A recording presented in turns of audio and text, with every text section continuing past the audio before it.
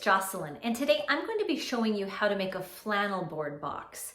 Now this flannel board box is so easy to store your materials in, as well as use at circle time so that you are mobile. No more having to stay right in that area where you have glued your big piece of flannel to the back of a bookshelf. Oh no, you are going to be up and moving. So if you need to maybe move over to a little situation that needs a little bit more attention, no worries. Keep that activity going and just move yourself, and your flannel board box will easily come with you. So let's go get started and see what we need for this flannel board box. All right, so for this flannel board box, we're going to need a box. So for this, I have a craft box. Now this craft box can be found at Michael's, or even I got a 5-pack of these at Costco.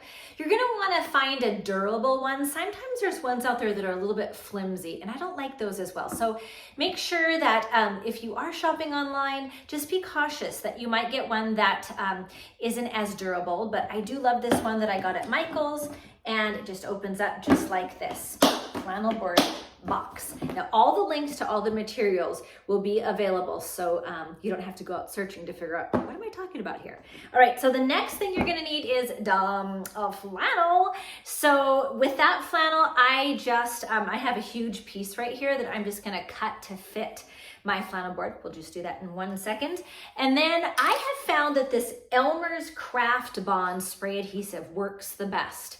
I just spray that over my on my flannel board front of the box, and sure enough, I just push that flannel onto there and it's glued. And if I need to go back, I can always reattach it if any parts come loose. And then next, you're gonna need some scissors to cut your flannel. And before you cut, always measure. I think they say measure twice, cut once, all right? And then I'm gonna use a marker, because with this marker, I'm gonna be able to know exactly where I need to cut. I won't leave any spot for any mistakes and have to recut the flannel, which it's not super expensive, but I wanna make sure that I don't, I don't wanna do this twice. So, all right, let's go get started. Let's go make it. Okay, here we go. We've got all of our materials here. How are we gonna turn this into a flannel board box?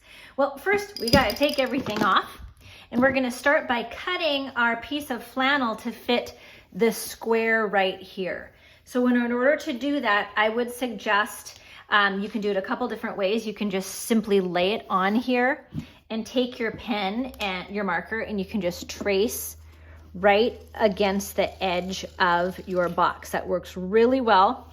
Trace it all the way around, have a nice line, and get all of the sides all the way around. And then all you'll need to do is take your scissors and cut it.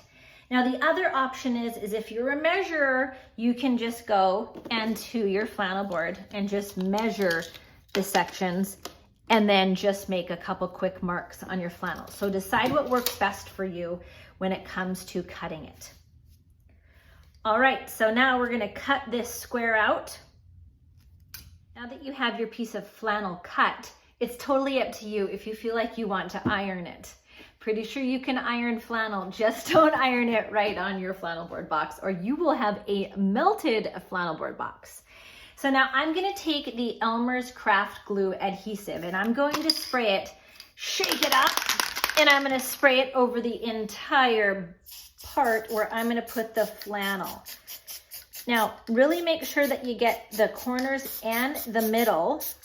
Otherwise, you will have some trouble because it won't stay on there. Now, the next thing is make sure that your window is open, because this stuff kind of has a kind of a rough smell. All right, then you're just gonna push it on there and get it all mushed down to the sides. All of it is affixed to your board. And look at that, my friends. You've got a flannel board box. Now, you might want to wash your hands because it might be a little sticky. And then you can open it up. You can store your flannel board stuff in here, any materials that you have that you're going to use on your flannel board. I really do suggest, I love this part about it, because Kids love surprises, and when you're like opening it up and looking inside and seeing what you're gonna pull up next, they're gonna be so excited to see what you've got. So stick around with me, and if you want to, you can look around and you might even find some activities that I have done on the flannel board.